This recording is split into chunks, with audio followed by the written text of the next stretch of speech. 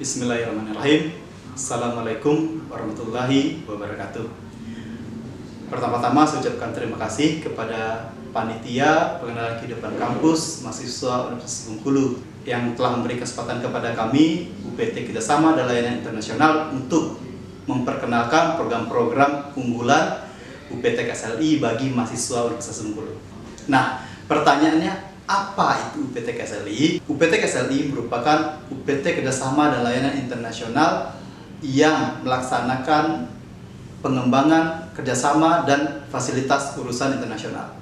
Nah, selain mengkoordinasikan kegiatan kerjasama, kegiatan untuk dosen dan tenaga kependidikan, UPT KSLI juga memfasilitasi mahasiswa dalam bentuk program-program unggulan.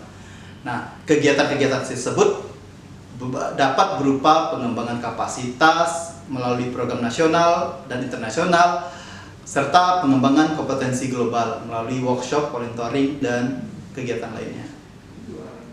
Oke. Nah, pada kesempatan ini kami akan menjelaskan mengenai program-program apa saja yang KSLI tawarkan bagi adik-adik mahasiswa. Nah, bisa kita lihat pada slide, yaitu yang pertama itu adalah International Student Mobility Program.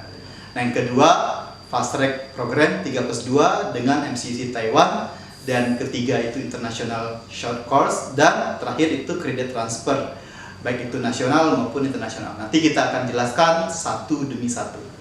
Oke, kita masuk ke program pertama, yaitu International Student Mobility Program. Program ini merupakan program singkat pertukaran mahasiswa Universitas Bengkulu ke luar negeri maupun mahasiswa luar negeri ke Universitas Bengkulu, atau yang kita sebut dengan outbound dan inbound program.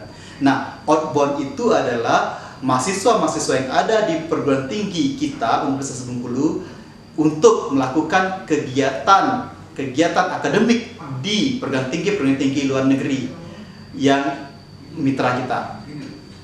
Sementara outbound adalah kegiatan yang kita fasilitasi untuk mahasiswa-mahasiswa luar negeri. Nah, kemana saja mahasiswa dapat kita kirimkan? Untuk tahun 2019 sebenarnya kita sudah ada beberapa kerjasama dengan perguruan tinggi luar negeri. Hanya saja pada tahun 2019 mahasiswa yang kita kirim ke perguruan tinggi mitra itu banyak terjadi di negara Asia, khususnya Asia Tenggara. Kita sudah mengirim ke Malaysia, Thailand, Vietnam, Filipina, dan Kamboja. Sementara ke Asia bagian timur juga mengirim ke negara China, Taiwan, dan Jepang. Sementara untuk Australia juga kita mengirimkan beberapa mahasiswa ke sana.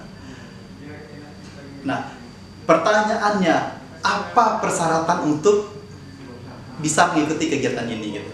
Persyaratan yang harus dimiliki mahasiswa untuk mengikuti kegiatan ini adalah yang pertama, yaitu mahasiswa aktif semester 4 dan sampai dengan 8. Artinya mahasiswa yang masih mahasiswa aktif yang ditunjukkan oleh KTM. Yang kedua, IPK minimal 2,75.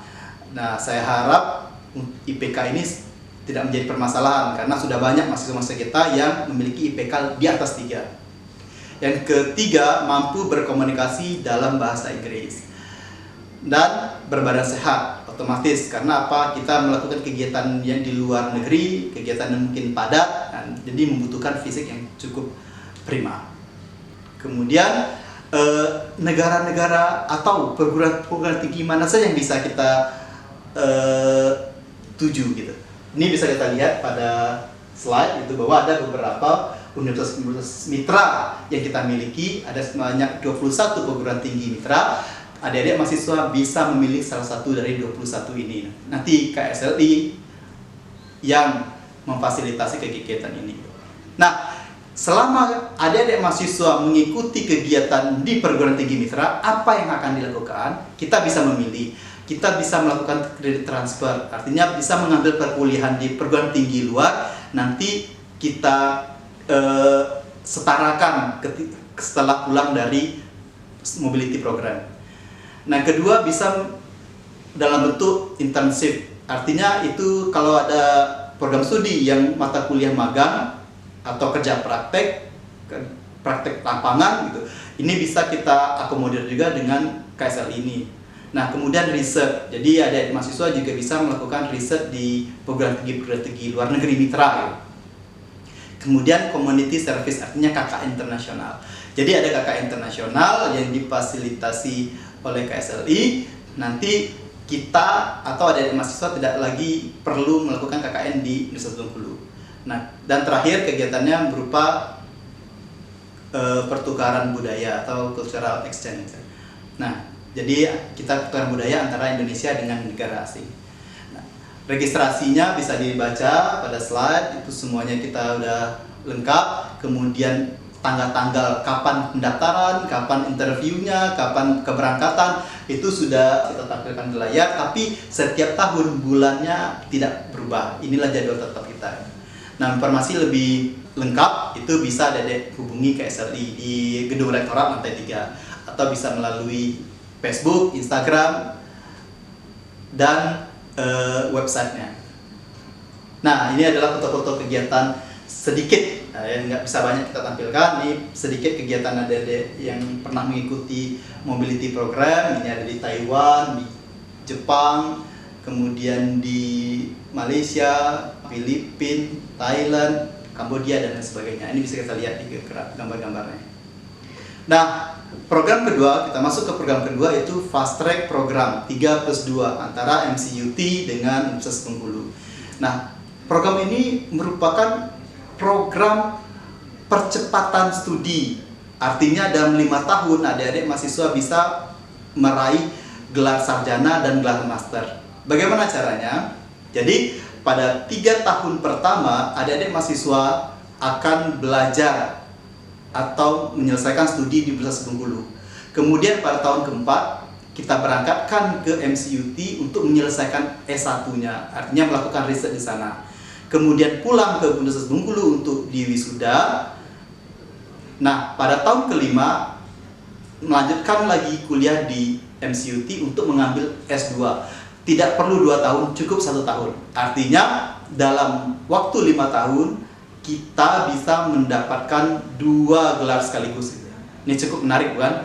Nah, pembiayaannya bagaimana? Nah, pembiayaan untuk tahun keempat, ketika berangkat untuk tahun keempat itu difasilitasi oleh pihak MCUT Taiwan, itu berupa uang sekolah, uang kuliah ya, biaya kuliah, akomodasi, dan makan. Jadi di sana mes atau tempat tinggal disediakan, makan pun kita diberi, uang kuliah tidak perlu bayar. Nah, sementara ketika tahun kelima kita sudah masuk ke program master atau S2, biaya semuanya akan tanggung oleh pihak MCUT melalui program beasiswa. Persyaratannya apa saja? Persyaratan cukup mudah, yaitu yang pertama sudah melaksanakan KKN. Otomatis sebelum keberangkatan pada tahun keempat, adik-adik sudah menyelesaikan KKN-nya di Universitas Bengkulu. Sehingga di sana cukup fokus ke riset. Kemudian IP di atas 3. Saya bilang IP di atas 3 itu artinya rata-rata mata kuliah kita itu B. Nah, kemudian terakhir menguasai bahasa Inggris. Ini penting karena untuk berkomunikasi dengan mahasiswa asing atau juga dengan dosen-dosen asing. Nah, kegiatan ini 3+2 ini itu dapat berupa penyetaraan mata kuliah. Artinya nanti ketika tahun keempat kita ngambil beberapa mata kuliah di MCUT, nanti pulang ke Universitas Bengkulu, mata kuliah ini bisa kita setarakan dengan mata kuliah yang ada di perguruan tinggi kita. Kemudian penulisan skripsi. Di sana kita menyelesaikan skripsi kita di sana dengan dibimbing oleh dosen dari Universitas Bengkulu dan dosen dari MCUT. Nah, program yang terakhir yang difasilitasi oleh KSLI atau Kerjasama dan Layanan Internasional, yaitu International Short Course. Ini yang pertama ada beberapa kegiatan yang kita lakukan. Yang pertama International Course on Biodiversity. Ini adalah kegiatan yang dibiayai oleh DIKTI, bisa diikuti oleh beberapa negara gitu. Untuk tahun 2018 kemarin kita ada 4 negara yang mengikuti kegiatan ini. Kedua yaitu kursus singkat kolaboratif ya, kolaboratif Peatland Management, yaitu bersama dengan Erlangga Global Engagement yang diikuti oleh 3 negara. Nah, tahun depan kita berencanakan untuk melaksanakan kursus singkat mengenai SEED program, yaitu program project yang diikuti oleh mahasiswa UNIP dan juga mahasiswa-mahasiswa dari perguruan tinggi luar negeri. Dan yang tahun ini kita laksanakan yaitu MCUT UNIP Artificial Intelligence Workshop, yaitu program workshop untuk mahasiswa UNIP di mana tutornya atau narasumbernya itu ada dosen-dosen profesor dari MCUT Taiwan. Jadi program ini semuanya difasilitasi oleh KSLI. Dan terakhir adalah merupakan global kompetensi, workshop-workshop untuk meningkatkan kompetensi mahasiswa, bagaimana cara interview dalam bahasa Inggris, kemudian nanti bagaimana cara untuk mendapatkan beasiswa ke luar negeri. Untuk lebih lanjut ini akan kita fasilitasi juga. Nah, ini adalah penjelasan singkat mengenai program-program yang ditawarkan oleh UPT Kerjasama dan Layanan Internasional Universitas Bengkulu untuk adik-adik mahasiswa. Jadi silakan bagi yang tertarik mengikuti program ini untuk kemajuan bersama. Kalau ada informasi yang lebih yang mau ditanyakan, silakan menghubungi KSLI melalui Facebook, melalui website, melalui Instagram, atau datang langsung ke kantor KSLI lantai 3 Rektorat Universitas Bengkulu. Oke, itu saja presentasi kita pada hari ini. Lebih dan kurang mohon maaf. Assalamualaikum warahmatullahi wabarakatuh.